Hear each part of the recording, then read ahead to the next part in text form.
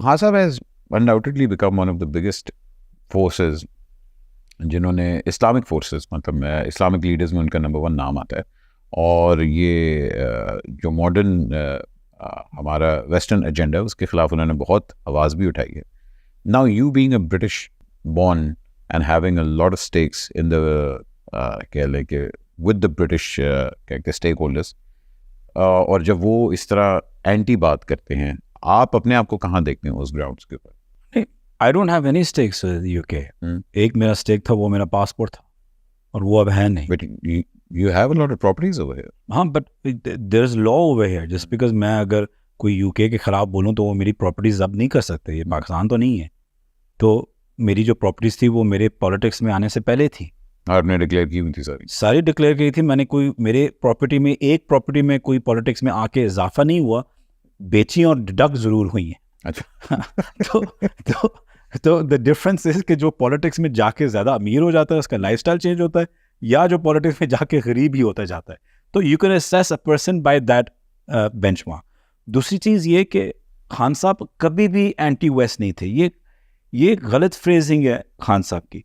खान साहब और हमारी एज अ PTI हमारी एक लेवल प्लेइंग फील्ड थी जो हमेशा मैं स्टैंड जिस चीज़ पे करता हूँ कि हमारी एक लेवल प्लेइंग फील्ड होनी चाहिए. चाहे हमारी अपनी फौज हो कि जो आप बात करते कि डिफरेंस आ रहा है. डिफरेंस ये आता है कि being on the same page means कि ये नहीं कि आप पूरा पेज आप खुद ही लिखें और हम खाली ऐसे करके पेज टर्न आप क्लिक करते रहे. Right, we have to write a certain amount ourselves.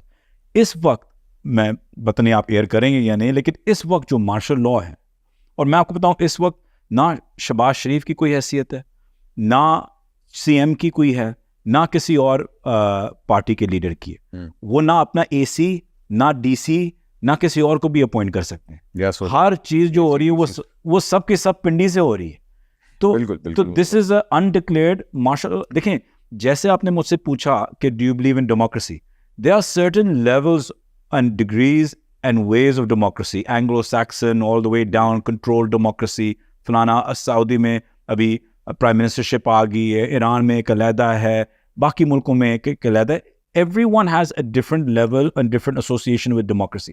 The same exact way martial laws पिछले 70 सालों में चेंज होते जा रहे हैं. तो अगर आप इस वक्त को 10 साल बाद आप देखेंगे कि ये भी एक मार्शल लॉ था. इस वक्त आपको नजर नहीं आ रहा क्योंकि आप आदि हैं या सुना हुआ है आपने ज़िया के टाइम के मार्शल लॉ के या मुशर्रफ साहब के टाइम के मार्शल लॉ पे. 10 साल बाद इसको आप ये देखेंगे कि ये भी एक मार्शल लॉ था. क्वेश्चन, जब हिस्ट्री आपकी है कि डेमोक्रेसी फेल हो रही है आपकी, तो do you think martial law is such a bad option? Martial law होना नहीं चाहिए? देखें, अगर आप एनालाइज करें और आप बोलें कि मार्शल लॉ ने सिर्फ पाकिस्तान को फायदा ही दिया है तो ले आए मार्शल लॉ. लेकिन क्या जनरल ज़िया के टाइम ने पाकिस्तान को बर्बाद किया था या फायदा दिया था? आपने अपने पूरे सोशल फैब्रिक को आप 50 साल पीछे ले गए थे. मुशर्रफ साहब के सिवाय उनके पहले 3 साल, राइट, और पहले 3 साल क्यों अच्छे थे? क्योंकि एक एनवायरनमेंट क्रिएट हो गया था. मैं ओवरसीज पाकिस्तानी था उस वक्त, हम भी चलते थे हाँ जनरल मुशर्रफ ग्रेट लीडर, ये वो प्राउड पाकिस्तानी, हम ये समझते थे क्योंकि हम ये समझते थे कि पाकिस्तान खुल रहा है, बेहतर हो रहा है. उसकी विंडो 2-3 साल थी. और क्यों? क्योंकि नवाज शरीफ उतना ही नाअहल एक पॉलिटिशियन था. तो उसका comparison Musharraf look like a genius.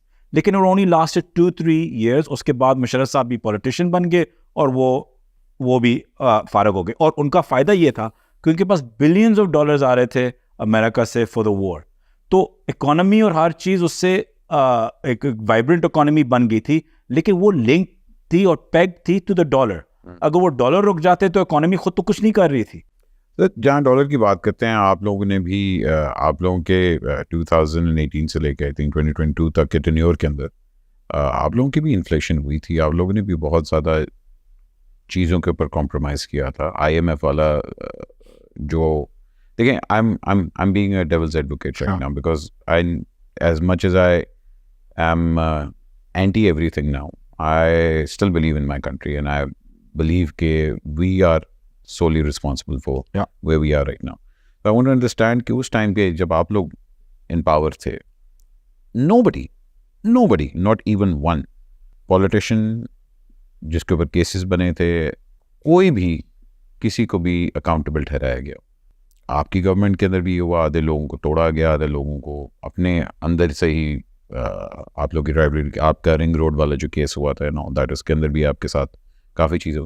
सो मैं ये अंडरस्टैंड करना चाह रहा हूँ कि अगर इतना कुछ हो रहा है आपके अपने घर के अंदर, सो isn't it a bit hypocritical कि आप अगलों को भी वही इशारा करें? मतलब you don't have your own house in order right now.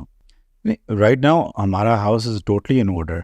आपने पहले भी अर्ज किया था अबाउट इन फाइटिंग, हमारी कोई एज सच इन फाइटिंग नहीं है। ये एक सर आपके अपने बंदे तोड़ के चले गए हैं। कौन से चले गए? Sir let's talk about the Aleem Khan era, let's talk about Jahangir तरीन era. Sure. These were your true allies back then. Okay. And what happened? They weren't our allies, ये हमारे पार्टी के मेंबर, सीनियर लीडरशिप थी हमारी।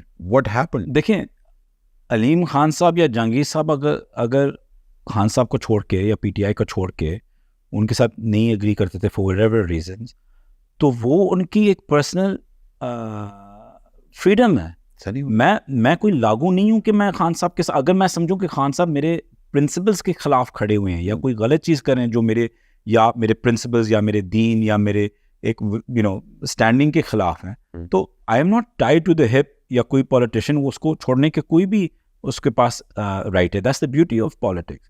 अब उनने सही छोड़ा, गलत छोड़ा, क्या वजूहात से छोड़ा, दैट्स इंटरनल पॉलिटिक्स। लेकिन उससे पार्टी को कोई फर्क नहीं पड़ा। बुज़दार साहब, do you agree with Buzdar साहब? No, Bazaar was a terrible choice. लेकिन I said it even at the time जब हम गवर्नमेंट में थे कि Bazaar is a terrible choice.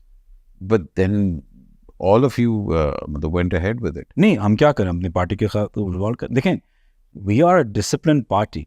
मैं अपनी चीज़ें एयर कर सकता हूँ कि आई डोंट थिंक बुज़दार साहब इज़ अ गुड चॉइस, कि वो एक सीएम के लिए फिट नहीं है, जो भी। लेकिन उसके बाद the leader is the leader and he says no, इसकी कोई वजूहत है, मुझे उसको यही चाहिए, तो वी विल फॉलो। अगर फॉर एग्जांपल अभी अली अमीन साहब है चीफ मिनिस्टर, ठीक है, वो दोस्त हैं, भाई हैं, खान साहब ने उनको चीफ मिनिस्टर बनाया हुआ है। जो आप कह रहे हैं कि पार्टी डिसिप्लिन नहीं है, हम कई चीज़ों से डिसएग्री भी कर सकते हैं, लेकिन पार्टी डिसिप्लिन वो उसी जगह पे है। हम अगर अपनी मीटिंग करें और हम एक दूसरे को माँ बहन की गालियां भी दें, वो दो भाइयों का मसला है, वो हमारा मसला as a family, as a party. That is completely normal, that is the beauty of our party. और इसमें हम में और दूसरों में बहुत फर्क है कि हम हर लेवल पे, खान साहब तक भी, कैबिनेट के अंदर तक भी, जो 6-6, 8-8 घंटे चलती थी, हम अपने इज़हार राय कर सकते थे। खान साहब कुछ कहते थे, मैं अपना हाथ आराम से खड़े होकर कह सकता था कि मियाँ साहब को ना छोड़े जेल से, उसको अंदर ही रखे।